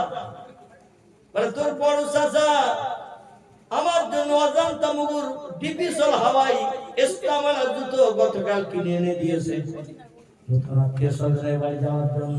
বৌমারা বললো আত্মীয়র বাড়ি কবে যাবে ঠিক নাই, কবে মরে তার ঠিক নাই। আজকে শুক্রবার জমা নামাজ পড়তে যাচ্ছ, পাই দিয়ে দাও। এই জন্য নতুন জুতো পাই দিয়ে এসেছি। ইমাম সাহেবের সঙ্গে একটু শেষ দোয়ায় শরীক হলাম, হয়ে দেখছি আমার সেই জুতো পাচ্ছি না। বলে চাচা তুমি রোজ পিঠে ছাড়া দড়ি বাঁধা পরে আসো, আজকে নতুন এনেছো, আমাদের বিশ্বাস হয় না। তুমি বাড়ি দিয়ে দেখো নতুন জুতো বাড়ি আছে, যে ফিতে ছাড়া দড়ি বাঁধা এনেছিল সেই জুতোই আছে। চাচা বলে তা হলো হতে পারে। বাড়ি দিয়ে দেখে আর দুটো ফিতে ছাড়া দড়ি বাঁধা রয়েছে, নতুন আর বাড়ি নাই। বৌমারে বলে আব্বার জুতো কই? বলে তোমরা বলেছিলে বলে পাই দিয়ে গিয়েছিলাম, শেষ বেলা দোয়া শেষ করে ফিরে এসে দেখে এই দুটো রয়েছে, আর কোনো জুতো নেই। সামনে শুক্রবার দিন আব্বা মুসল তুলে এসে কি করে তুই মুসল বৌমা? ইমাম সাহেব যে সালাম ফিরিয়ে দেবে 2 রাকাত ফরজ নামাজ পড়ে, বাকি নামাজ আর তোমার পড়তে হবে না। ডাইনে বামে যে সালাম ফিরাবে দোয়ায়ও শরীক হতে হবে না, দৌড়িয়ে চলে আসবে তুমি দুটো লাইনের কাছে, যে দুটো আজকের ইসলাম ওয়ালা ওই দুটো পাই দিয়ে নিশ্চিন্ত মনে বাড়ি আসবে। আল্লাহ ঠিক বললাম না? বললাম না? আমার ভাইরা আজকে আমাদের মসজিদের ভিতরে জুতো চুরির হিড়িক, মসজিদের কোটর পয়সা চুরির হিড়িক, মাইক্রোফোন চুরির হিড়িক। মসজিদে কি বিধর্মীরা আছে? বিধর্মীরা ভয় করে মুসলমানদের ইবাদতের ঘর মসজিদে হাত দেব না, মসজিদের কাছে যাব না। মসজিদের পাশে দূরে দাঁড়িয়ে হয়তো একটু নমস্কার করে, তাদের ধর্মীয় বিধান যেটা, গায়ে হাত দেয় না ভয়ে। যা কিছু চুরি হয় পরে সব মুসলমান। জোরে বলুন একটু নাউজুবিল্লাহ। আল্লাহ পাক বলেন ভারতের মুসলমান বিশ্বনবী বিদায়ের সময় সাহাবীদের বললেন, সাহাবীরা আমি খুব খুশি সন্তুষ্ট মদিনার দিনের দাওয়াত দিয়ে কলেমার প্রচার বাড়িয়েছি। কয়েকটি রাষ্ট্র ইসলামী রাষ্ট্র হয়ে গেছে। তো আমার মনের বড় শখ, আদম সফিউল্লাহ জান্নাত থেকে এই দুনিয়ার জমিনে এসেছিল যে দেশে, সে দেশের নাম জাপান নয়, জার্মান নয়, আমেরিকা নয়, হল্যান্ড নয়, পোল্যান্ড নয়, ইতালি নয়, ব্রাজিল নয়, থাইল্যান্ড নয়, সিঙ্গাপুর নয়, মিশর নয়, জর্ডান নয়, পারস্য নয়, তুরস্ক নয়, ইরাক নয়, ইরান নয়, কুয়েত নয়, জর্ডান নয়, পারস্য নয়, সেই দেশটির নাম হলো হিন্দুস্তান। কি নাম? হিন্দুস্তানের জমিনে আদম সফিউল্লাহ জান্নাত থেকে বিতাড়িত হয়ে পড়েছিলেন। আল্লাহ এই দুনিয়ার জমিনে আমাদের ভারতে পাঠিয়েছিলেন, কারণ ওনারা যে জান্নাতের বন্ধন ফল ভক্ষণ করলো, সঙ্গে সঙ্গে পেশাব পায়খানা বেগ লেগে গেল। এতদিন জান্নাতি নেমত খেয়েছেন, পেশাবও লাগেনি, পায়খানাও লাগেনি। জোরে বলুন একটু সুবহানাল্লাহ। মাঝে মাঝে একটু হাই উঠে যেত, মাঝে মাঝে একটু ঠিক উঠতো, সঙ্গে সঙ্গে হজম হয়ে যেত, পেশাব পায়খানার প্রয়োজন হতো না। আর এই নোংরা ফল যেই খেয়েছেন, পেশাব পায়খানা বেগ লেগে গেল। আদম দেখে বলে, আল্লাহ মাথার চুল পুড়ে যায়, পায়খানা করবো কোথায়? আল্লাহ মাথার চুল পুড়ে যায়, পেশাব করবো কোথায়? আল্লাহ টোটাল 8খানা জান্নাত পবিত্র জায়গা, এখানে পেশাব পায়খানার কোনো জায়গা নাই। পেশাব পায়খানা যদি করতে চাও, নোংরা জায়গা একটা বানিয়ে রেখেছি আলামে দুনিয়া, সেখানে যাও, যতবার নোংরা ঝাড়ো কোনো আপত্তি থাকবে না। সেটাই হলো এই দুনিয়া, নোংরা ফেলার জায়গা, পেশাব পায়খানা করার জায়গা। আমাদের কাছে দুনিয়া নোংরা না ভালো? আরে জান্নাত দেখতে পাইনি, জান্নাতের সম্ভব নসিবে জুটিনি, জান্নাতের সুন্দর দৃশ্য চোখে দেখার সুযোগ পাইনি, তা দুনিয়ার তুচ্ছ নোংরা জায়গাকে আমরা ভালোবেসেছি, প্রেম ভালোবাসা দিয়ে কলিজা ঠান্ডা করে ফেলেছি। আল্লাহ জান্নাতের দরজার গেট যখন দেখবো, মনে হবে এখানে যদি আল্লাহ কোটি কোটি বছর রাখে আর কোনো জায়গা লাগবে না। ফেরেশতারা বলে, ইযহাব ইয়া আখি, সামনে চলে, এটা কেবলমাত্র গেট, এই গেট থেকে এখানে বসে গেলে হবে না, ভিতরে চলো, আরো সৌন্দর্যমণ্ডিত সুন্দর সুন্দর বিল্ডিং বানানো রয়েছে। তোমাকে এখনো 7টা স্তর পেরিয়ে হবে, পেরিয়ে গেলে তুমি তোমার নির্দিষ্ট গন্তব্যস্থানে পৌঁছাতে পারবে। চিল্লাই বলুন একটু সুবহানাল্লাহ। আল্লাহ জান্নাতের হুরগেলাবান্দির বয়স করেছেন 18 বছরের যুবতী, লক্ষ বছর পেরিয়ে গেল, 19 বছর চেহারা দেখাবে না, 17 বছরের চেহারা দেখাবে না, একই রকম ফেস কাটিং চেহারা সৌন্দর্য থাকবে। কান্না হুন্না ইয়াকুত ওয়াল মারজান ফিহিন্না খায়রাতুল হিসান হুরুম মাকসুরাতুন ফিল খিয়াম। জোরে বলুন একটু সুবহানাল্লাহ। আল্লাহ এত সুন্দর সৌন্দর্যমণ্ডিত রূপবতী যুবতী নারী জান্নাতে বানিয়ে রেখেছে, মানুষ একবার যদি চোখে তাকায় আর চোখের পলক মারার ক্ষমতা থাকবে না। আমি এক একটা জান্নাতি পুরুষকে সেবা যত্ন দেওয়ার জন্য, খাদ্য পরিবেশের জন্য, পরিষেবা দেওয়ার জন্য এক একটা জান্নাতি পুরুষকে আমি আল্লাহ 70টা করে 18 বছরের যুবতী সুন্দরী হুর আমি আল্লাহ বরাদ্দ করে রেখেছি। এক একটা বেটা ছেলের স্ত্রী হবে জান্নাতি হুর কটা? 70টা। দুনিয়ায় একজন যদি 4টে বিয়ে করে, শরীয়তের বিধান, একটা পুরুষ 4টে বিয়ে করতে পারে না, পারে না? আল্লাহ বলেন, ফানকিহু মা তাবা লাকুম মিনান নিসা মাসনা সুলাসা ওয়া রুবা। ও দুনিয়ার যুবক পুরুষেরা, আমি আল্লাহ তোমাদের চরিত্র সংরক্ষণের জন্য পশুর মতো আদর্শ যেন তৈরি করো না। গরু, ছাগল, হাঁস, মুরগি, ইঁদুর, কুকুর, বিড়াল, ওরা মাকে জাত বিচার করে না, বোনকে জাত বিচার করে না, কন্যাকে জাত বিচার করে না, যারে পায় তারে নিয়ে জীবন যৌবনের ক্ষুধা মিটিয়ে ওরা জীবনের সুখ শান্তি আদায় করতে চায়।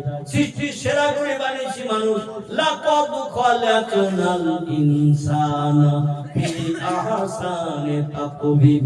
আল্লাহ যত সৃষ্টি চোখে দেখতে পাও, যত সৃষ্টির চোখে দেখতে পাও না, সব সৃষ্টির ভিতরে সেরা করে বানিয়েছি মানুষকে। ও মানুষ, সেরার মর্যাদা যদি পেতে চাও, আমার ধর্মীয় গাইড বুক জীবন বিধান, নাম হলো তার আল কোরআন। কোরআনের জীবন বিধান জীবনের সঙ্গে প্রতিফলিত করো, তাহলে তুমি সৃষ্টির সেরার মর্যাদা পাবে।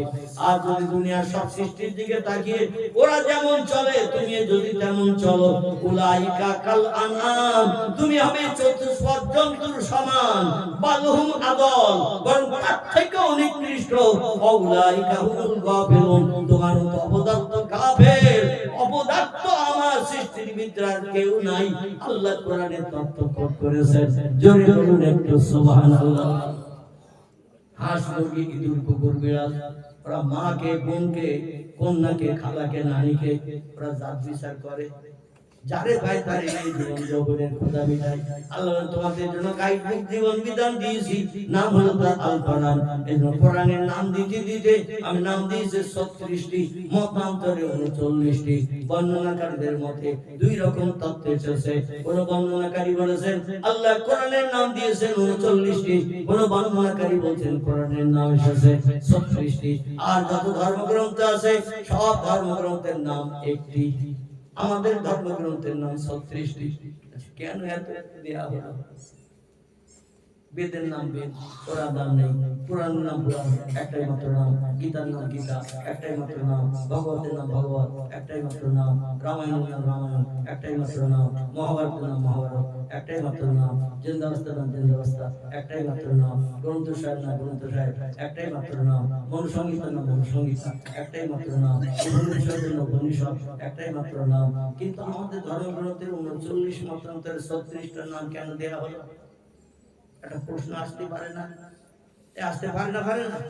প্রশ্ন আসতে পারে আল্লাহ বলেন শোনো ও সৃষ্টির সেরা জাতি ইমানদার মুমিন মুসলমান যে কোরআন আল্লাহর মাহফুজে আদম নবীর জামানায় সংরক্ষিত করে রেখেছিলাম আদমের উম্মতের কল্যাণের জন্য পৃথিবীতে পাঠাই নাই তার বেটা শীষের জামানায় আমি আল্লাহ কোরআন আল্লাহর মাহফুজে রেখেছিলাম হযরত শীষ তার উম্মতের উপকারের জন্য কোরআন দুনিয়ায় পাঠাই নাই শীষের পরবর্তী জেনারেশন নূহ নবীর জামানায় আমি আল্লাহ কোরআন আল্লাহর মাহফুজে সংরক্ষণ করে রেখেছিলাম নূহ নবীর উম্মত নূহ নবীর উপকারের জন্য পৃথিবীতে কোরআন পাঠাই নাই এমন করে তার বংশ পরস্পরায় ইদ্রিস নবীর জামানায় আমি আল্লাহ কোরআন আল্লাহর মাহফুজে সংরক্ষিত করে রেখেছিলাম কিন্তু তার উম্মতের উপকারের জন্য কোরআন পৃথিবীতে পাঠাই নাই হযরত ইদ্রিস এবং নূহ নবীর বংশধরের ভিতরে পয়গম্বর এসেছেন যিনি নাম তার ইব্রাহিম খলিলুল্লাহ সে সময় আমি কোরআন রেখেছিলাম আমার বন্ধু যারে গণ্য করেছে ইব্রাহিম খলিলুল্লাহ আমার বন্ধু বলেছে যারে তার উম্মতের জন্য কোরআন পৃথিবীতে পাঠাই নাই তার বেটা ইসমাঈল জবিউল্লাহ তার জামানায় কোরআন দুনিয়ায় পাঠাই নাই ইসহাকের জামানায় পাঠাই নাই ইয়াকুবের জামানায় পাঠাই নাই ইউসুফের জামানায় পাঠাই নাই দাউদের জামানায় পাঠাই নাই এমনকি ইউসুফের জামানায় পাঠাই নাই হযরত মুসার জামানায় পাঠাই নাই হুদের জামানায় পাঠাই নাই লূতের জামানায় পাঠাই নাই সালের জামানায় পাঠাই নাই আইয়ুবের জামানায় পাঠাই নাই ইউনূসের জামানায় কোরআন পাঠাই নাই কোরআন সংরক্ষণ করে রেখেছিলাম আর আখির জামানার পয়গম্বর মুহাম্মদ রাসূলুল্লাহ তার উম্মতের কল্যাণের জন্য জোরে বলুন একটু সুবহানাল্লাহ নারায়ে তাকবীর এতদিন কোরআন আমি সংরক্ষণ করে রেখেছি কারণ হাদিসে কুদসির ভিতরে এসেছে লাউলাকা লামা খালাকতুল আফলাক আল্লাহ বলেন আমি কোনো কিছুই বানাতাম না সৃষ্টির পূর্বে যদি আমার মুহাম্মদুর রাসূলুল্লাহকে আমি সর্বপ্রথম না বানাতাম আমার মুহাম্মদ রাসূলুল্লাহ নূরকে প্রথম বানিয়ে আমার আরশ কুরসিতে আমি আল্লাহ উপরে সংরক্ষণ করে রেখেছিলাম আর ওই নূরের থেকে কিঞ্চিত কিঞ্চিত দিন সব সৃষ্টিকে আমি আল্লাহ বানিয়েছি আমার মুহাম্মদকে যদি পূর্বে না বানাতাম কোনো কিছুই বানাতাম না জান্নাত বানাতাম না জাহান্নাম বানাতাম না ফেরেশতা বানাতাম না হুরগেলেমান বানাতাম না কোনো কিছুই বানাতাম না যা কিছু বানিয়েছি মুহাম্মদ রাসূলুল্লাহ করে বানিয়েছি আর সেই নবীর উম্মতেরা কিয়ামত পর্যন্ত পৃথিবীতে থাকবে আর কোন পয়গম্বরের আগমন হবে না মুহাম্মদ রাসূলুল্লাহ দিয়ার বাস্তব জীবন বিধান বিশ্ববাসীর জন্য জান্নাত হালাল বানানো যথেষ্ট হয়ে যাবে এইজন্য আমি কোরআন অতীতকালে রেখে দিয়েছিলাম লাউহে মাহফুজে সংরক্ষণ করে আর নাম দিয়ে পাঠিয়েছি 36 মতান্তরে 39টির মতো এতগুলো নাম এই জন্য দিয়েছি উম্মতে মুহাম্মাদিরা কিয়ামত অবধি যখন কোনো বিপদে মুসিবতের সমস্যায় পতিত হবে রোগের সঙ্গে পতিত হবে এক একটা কোরআনের নাম এক একটা সমস্যার সমাধান করে উম্মতে মুহাম্মাদের মুখে হাসি ফুটাবে কোনো টাকা পয়সা লাগবে না কোনো ব্যক্তির কাছে সাহায্য চাইতে হবে না আর কোরআন মানুষের জন্য এনার যথেষ্ট হয়ে যাবে জোরে বলুন একটু সুবহানাল্লাহ কোরআনের নাম দেয় যে কোরআন শরীফ কোরআনের নাম কোরআন মজিদ কোরআনের নাম দোয়া কোরআনের নাম শেফা কোরআনের নাম জিকির কোরআনের নাম ফুরকান কোরআনের নাম নূর কোরআনের নাম হুদা কোরআনের নাম কোরআনুল কারীম কোরআনের নাম ফুরকানুল হামিদ এইভাবে আল্লাহ পাক নাম দিয়েছেন 39 শক্তির মতো কোরআনের নাম আল্লাহ দিয়েছেন শেফা। জোরে বলুন একটু সুবহানাল্লাহ। কোরআনের নাম আল্লাহ দিয়েছেন দোয়া। আল্লাহ বলেন উদুনি, যদি কিছু চাওয়ার প্রয়োজন হয় আমি কোরআনের মালিক, আমার কাছে হাত তুলে চাও, আস্তাজিব লাকুম, তোমাদের সব দাবি দেওয়া কবুল করে মুখে হাসি ফুটানো হবে। জোরে বলুন একটু সুবহানাল্লাহ। ও বান্দা বান্দীরা, কঠিন রোগ যদি তোমাদের হয়, ক্যান্সার হয়, স্ট্রোক হয়, হার্ট অ্যাটাক হয়, প্লেগ হয়, এইডস হয়, যে রোগের ঔষধ এখনো বিজ্ঞান বানাতে সমর্থ হয় নাই, কঠিন রোগ, যদিও ক্যান্সারের ওষুধ হয়েছে, অনেক সময় ডাক্তারেরা ক্যান্সারের ওষুধ প্রয়োগ করছে, ইনজেকশন দিচ্ছে, কেমো দিচ্ছে, তারপরও 2-5 বছর পরে আবার সেই রোগ কেটে উঠছে। কোন ক্যান্সার রোগী কেমো দেওয়ার পরে বৃদ্ধ বয়স পর্যন্ত বেঁচে থাকে না, 2-5 বছর থাকে, আবার সেই রোগে আক্রান্ত হয়ে কেটে উঠে মরণ করে। আল্লাহ বলেন দুনিয়ায় টাকা পয়সা খরচ করতে হবে না, এমন করে বোম্বাই যেতে হবে না, বেঙ্গালুরু যেতে হবে না, আমার কোরআন ঘরে বসে তোমার ট্রিটমেন্ট করবে বিনা পয়সায় ঔষধ দিয়ে, এবং তুমি সত্তার সুস্থতা অবলম্বন করতে পারবে। এই জন্য আমার কোরআনের নাম দিয়েছি শেফা। কি নাম? শেফা। শেফা শেফা শব্দটি হলো আরবি ভাষা, এর বাংলা অর্থ হলো ঔষধ। বাংলা অর্থ কি? ঔষধ। ইংরেজি নাম হলো মেডিসিন। আল্লাহ বলছেন আমি কোরআন ঔষধ করে তোমাদের ঘরে পাঠিয়েছি। জায়গা নাই, জমি নাই, তোমার ব্যাংক ব্যালেন্স নাই, কঠিন রোগে আক্রান্ত হয়েছো, কোথায় যাবে, কার কাছে হাত পাতবে, তুমি কোনো জায়গায় যেতে হবে না, ফালা আলাইকা, কোনো জায়গায় যেতে হবে না, কারো কাছে হাত পাততে হবে না, মা ফাতাকা মিনহু, আমার কোরআন তোমাদের জন্য যথেষ্ট হয়ে যাবে যদি একবার কোরআনকে ব্যবহার করতে পারো। জোরে বলুন একটু আমিন। আল্লাহ কোরআনে বলছেন সূরা বনী ইসরাঈলে 15 পারায় সূরা বনী ইসরাঈল, ওয়া নুনাজ্জিলু মিনাল কুরআনি মা হুয়া শিফাউ ওয়া রাহমাতুল লিল মুমিনিন। জোরে বলুন একটু আল্লাহু আকবার। আল্লাহ বলেন অনুনাজ্জিলু মিনাল কুরআন, আমি আল্লাহ আমার আসমানি লাউহে মাহফুজে সংরক্ষিত মিষ্টি মধুর সত্যবাণী সত্য কথা কোরআন আমি পৃথিবীতে তোমাদের ঘরে কি জন্য নাযিল করেছি, তোমাদের কাছে কি জন্য পাঠিয়ে দিয়েছি। একটা বার কি যাচাই করেছো, দেখেছো, শুনেছো? শুনে নাও, জেনে রেখে দাও। মা হুয়া শিফাউন, যত রোগে বেমারিতে অসুস্থতায় পতিত হবে সব রোগের ঔষধ আমার কোরআন নিয়ে তোমাদের ঘরে পৌঁছে গেছে। জোরে বলুন একটু সুবহানাল্লাহ। ওয়া রাহমাতুল লিল মুমিনিন, ঈমানদার মুমিন মুমিনা নর নারী যারা হবে কোরআনের মাধ্যম দিয়ে তারা শেফা পাবে, কোরআনের মাধ্যম দিয়ে তারা ট্রিটমেন্ট পাবে, কোনো ঔষধ ব্যবহার করতে হবে না। আল্লাহর কোরআন তোমাদের জন্য একমাত্র বন্ধু। জোরে বলুন একটু সুবহানাল্লাহ। আমার ভাইরা দেখতে দেখতে রাত অনেক হয়ে গেছে, একটা তথ্য আপনাদের কাছে দিয়ে ভক্তিদের কি জানবো। পৃথিবীতে আল্লাহ নজির দেখালেন, কোরআনে শুধু তথ্যগুলো কোট করে দেন নাই, আল্লাহ যত তথ্য কোরআনে কোট করে দিয়েছেন। তুলিজুল লাইলা বিন নাহার, তুলিজুল নাহারা বিল লাইল, ওয়া তুখরিজুল হাইয়া মিনাল মাইয়্যিতি, ওয়া তুখরিজুল মাইয়্যিতা মিনাল হাইয়্যি। কত কথা আপনাদের কাছে কোরআন সম্পর্কে বলবো। আল্লাহ বলেন বিজ্ঞানীরা, দার্শনিকেরা, ইঞ্জিনিয়াররা, ডাক্তার, মাস্টার, ভূতত্ত্ববিদেরা কিয়ামত পর্যন্ত সময় দিলাম, আমার মতো তোমরা ক্ষমতাবান কিনা একটু যাচাই করে দেখো। আমার উপরে চলে গেছো না আমার নিচে আসো, একটু যাচাই করে দেখো। সময় 1 মাস দিলাম না, সময় 1 বছর দিলাম না, সময় 10 বছর দিলাম না। ইজা তুলি শামসে মাগরিবিহা, যতদিন না পর্যন্ত পশ্চিম দিকে সূর্যোদয় হবে ততদিন পর্যন্ত তোমাদের সময় দিলাম। আমার ক্ষমতা বেশি না তোমাদের ক্ষমতা বেশি, একটু যাচাই করে দেখো। 3টি তথ্য আল্লাহ করে দিয়েছেন, আর বলল চেষ্টা চালাও, যদি আমার সমতুল্য হতে পারো সেম ক্ষমতাবান আমি মেনে নেব। আমার উপরে যদি যেতে পারো, আমার থেকে তোমাদের শক্তি ক্ষমতা বেশি, আমি আল্লাহর তথ্যটা বিশ্বাস করে নেব। আল্লাহ 3টি তথ্য দিয়েছেন। ও সুলতানপুরের ভাইয়েরা একটু ভালো করে শুনে নিন। আল্লাহ বলেন তুলিজুল লাইলা বিন নাহার, তুলিজুল নাহারা বিল লাইল, আমি রাতের পরে দিন করি, দিনের পরে রাত করি। তোমরা যদি উচ্চ শিক্ষিত ক্ষমতাবান হও, দিনের বেলা একটু রাত করো, রাতের বেলা দিন করে দেখাও, তাহলে বুঝবে আমার থেকে তোমাদের শক্তি ক্ষমতা বেশি। একটু দেখাও। আমি আল্লাহ রাতের পরে দিন করি, রাতের বেলা দিন করি, দিনের বেলা রাত করি। আমি আল্লাহ মরারে জিন্দা করি, জিন্দারে আবার মারি। কোন শব্দ ব্যবহার করলেই জিন্দা মরে যায়?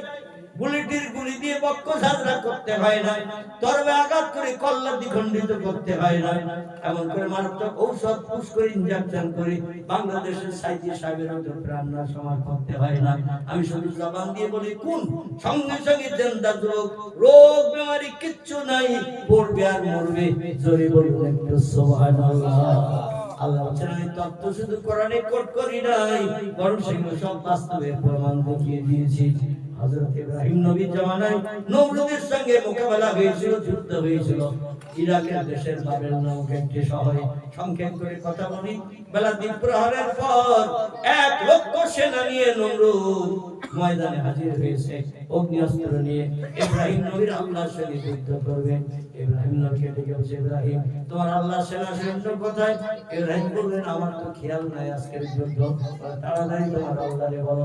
ইব্রাহিম নবী ঘরে বারান্দায় বসে, ভাই করিস তো নাকি? আমার ভাইরা, ইব্রাহিম নবী টেলিফোন করলেন, হ্যালো। আল্লাহ বললেন আমার বান্দা ইব্রাহিম খবর বলো। ইব্রাহিম বলে, আল্লাহ নমরুদ চৌকির উপরে শগুনের পায়ে চৌকির পায়া বেঁধে উপরে উঠে যে তীর নিক্ষেপ করে তোমার নাকি বেড়ে এসেছে, দেশের লক্ষাধিক মানুষকে তীরে রক্ত মাখানো দেখিয়েছে, আর আল্লাহরে খতম করে এসেছে, এই ঘোষণা দিয়েছে। আমি বলি আল্লাহু লা ইয়ামুত, আল্লাহ মরে না। ইব্রাহিম নবী এই তত্ত্ব দিলে নমরুদ তার দলবল বিশ্বাস করে না। আর তোমার আল্লাহ যদি এখনো বেঁচে থাকে, নমরুদের মেরে আসার পর মহাশূন্যে যে তীর ছুড়ে, তাহলে তোমার আল্লাহকে ময়দানে যুদ্ধ করতে বলো নমরুদের সঙ্গে। যুদ্ধের দিন যেই ইব্রাহিম নবীর জানানো হলো, ইব্রাহিম নবী টেলিফোন করে দিলেন। আল্লাহ বলেন, ইব্রাহিম দ্বন্দ্ব তো তোমার সঙ্গে, আমার সঙ্গে কোনো দ্বন্দ্ব নাই। তুমি আমার কথা বলো বলে নমরুদরা মেনে নিতে পারে না। দ্বন্দ্ব থামালে তো তোমার সঙ্গে। আর কি সৈন্য পাঠালে তুমি খুশি হবে? না বললে আমি সৈন্য পাঠাই, তোমার তো একটু সৈন্যর কথা বলতে হবে। ইব্রাহিম বলে, আল্লাহ কি সৈন্য আছে আপনার? আল্লাহ বলে, যত সৃষ্টি চোখে দেখো সব সৃষ্টি আমার সৈন্য। ওয়াইন মিন শাইইন ইল্লা ইউসাব্বিহু বিহামদিহি। যা কিছু চোখে দেখো, যা কিছু চোখে দেখতে পাও না, সব সৃষ্টি আমার নামে তাসবিহ পড়ে, আমার নামে জিকির করে। আমি আল্লাহ আমার হুকুম তামিল করে। কেবল মানুষ সৃষ্টির শ্রেষ্ঠ বলে আমারই শুধু নেয় না, আমারই শুধু মানে না, কোন সৃষ্টি আমার হুকুমের খেলাফ করে না। জোরে বলুন একটু সুবহানাল্লাহ। আল্লাহ বলেন, বাঘ আছে, ভাল্লুক আছে, হাতি আছে, গন্ডার আছে, সিংহ আছে, আবার সাগরের জলে জলস্থি আছে, কুমির আছে, শোষক আছে, কামড় আছে, টিভি মাছ আছে, বিভিন্ন জীব জন্তু আছে। কি তোমার লাগবে বলো? ইব্রাহিম নবী বলেন, আল্লাহ তো বড় বড় সৈন্য, এরা ময়দানে এসে যুদ্ধ করলে বলে অত বড় সৈন্যের সঙ্গে পারি নাকি? মানুষ আর বাঘ, ভাল্লুক, হাতি তো অনেক হিংস্র জীব জন্তুদের সঙ্গে পারা যায় না। আল্লাহ একটু ছোট সৈন্য দিয়ে কি অ্যাকশন করা যাবে না? আল্লাহ বলেন, নাম ইয়া আইয়ুহান নবী, এ আমার পয়গম্বর ইব্রাহিম। হ্যাঁ হ্যাঁ, ছোট সৈন্য কি?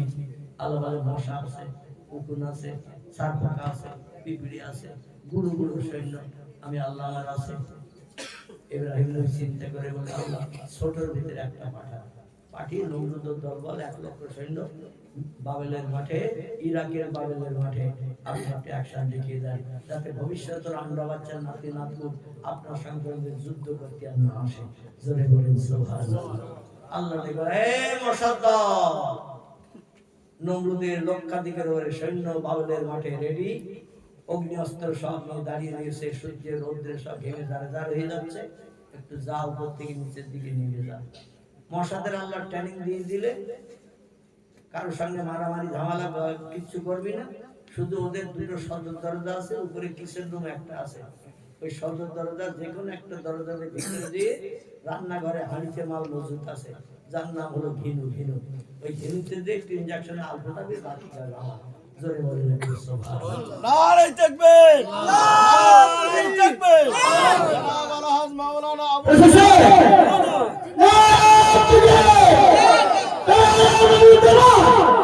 কোটি কোটি মশা আকাশ থেকে যখন নেমে আসলো, সূর্য একটু আড়াল করে ফেলে দিল। বেলা 2:30টার সময় এত মশা নেমে এসেছে, সূর্য আড়াল হওয়ার কারণে একেবারে রাতের আধার পৃথিবীতে নেমে এসেছে। আল্লাহ বলেন দিনের বেলা রাত করি, রাতের বেলা দিন করি। আল্লাহ কাজও প্রমাণ করে দেখিয়েছেন। কোরআনে শুধু তত্ত্ব করে দিয়ে আল্লাহ শেষ করেন। জোরে বলুন একটু সুবহানাল্লাহ। দেখবেন দিনের বেলা যখন সারা আকাশ মেঘাচ্ছন্ন হয়ে যায়, বিকাল বেলাও মাঝে মাঝে রাত হয় না 4টার সময় মনে হয় বোধহয় মাগরিবের সময় 1 ঘন্টা আগে পেরিয়ে গেছে। এত ঘন ঘন মেঘাচ্ছন্ন, দিনের বেলা অন্ধকার দেখায়, এত মশাল্লা নামিয়ে দিয়েছে। সূর্যকে আড়াল করে আল্লাহ পাক দিনের বেলা রাত বানিয়ে দিয়েছেন। সূর্য পশ্চিম দিকে অস্তমিত হয়ে গেলে, ডুবে গেলে অন্ধকার যেমন আসে, ওই রকম অন্ধকার হয়ে গেল। আল্লাহ বলেন চলে যান, এক একটা সৈন্যের নাকে একটা করে মশা ঢুকে যাবে। ভগবান ইনজেকশন দেবে। বাকি গান আমার ওরা গুনগুন করে গান গাইতে গাইতে নেমে আসলো। তফসিরের কিতাবে লেখা, ওরা বললো এই মশা মারতে কামান দাগতে হবে না, অগ্নিঅস্ত্র ব্যবহার করতে হবে না। ধারে পাশে যখন আসবে 2 হাত দিয়ে চড় মারবো, তার বড়ি মিক্সার করে দেবো। আল্লাহ বলে কথাই কথা রয়ে যাবে, চড় মারার সময় পাবি না। জোরে বলুন একটু সুবহানাল্লাহ। পাবে 9টা ধানের কটা চাল হয়, হাসরের মাঠে বলার সুযোগ মানুষ পাবে।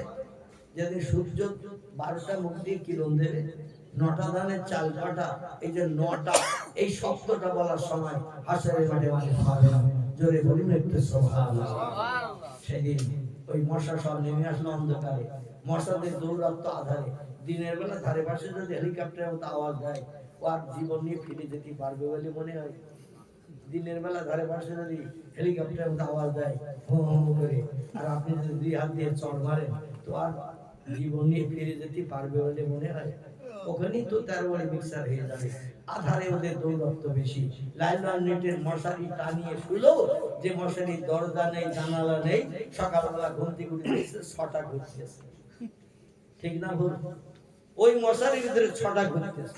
পাশার দিকে দেখবেন লাল টক টক করতেছে, মানে ঘুমিয়ে পড়েছে আর মনের আনন্দে ইনজেকশন চালিয়েছে। ঠিক না ভুল? ইনজেকশন চালিয়েছে। ওই রকম নাকের ভিতর দিয়ে ঢুকে যে একটা মগজে দিয়ে ঘিলতে দিয়ে যে ইনজেকশন দিল, ছটফট করতে করতে মারা গেল 1 লক্ষের উপরে মানুষ। জোরে বলুন একটু সুবহানাল্লাহ। নমরুদ দাঁড়িয়ে দাঁড়িয়ে দৃশ্য শুধু দেখে বললো, ভাব তো খারাপ, আমার সেনাতার একটা দাঁড়িয়ে নেই, সব পড়িয়েছে তো মরিয়েছে। এখন শেষ পর্যন্ত আমারে যদি সেকে ধরে মরবো কার মতন, তার রেহাই হবে না। ও এই দৃশ্য দিকে পালিয়ে চলে যাচ্ছে রাজনাথ দরবারের দিকে। মশারা বলল আর তো কেউ নেই, ওই যে একটা ছুটে যাচ্ছে, ওরে তো ধরতে হবে, কারণ একটা আন্ডা বাচ্চা ফিরে না যায়, আল্লাহ তথ্য দিয়েছেন। এখন একটা খোড়া মশা উপর থেকে আসতে দিয়ে ঠ্যাঙে কি আঘাত লেগে একটা ঠ্যাং খোড়া হয়ে গেছে। তফসিরে কেতাবে এই তথ্যই লেখা আছে। মশার একটা পায়ের একটু ডিফেক্ট হয়েছে, মানে পায়ে ধাক্কা ধুক্কি মশা আসতে দিয়ে ধাক্কা ধুক্কি লেগে একটু ডিফেক্ট হয়েছে।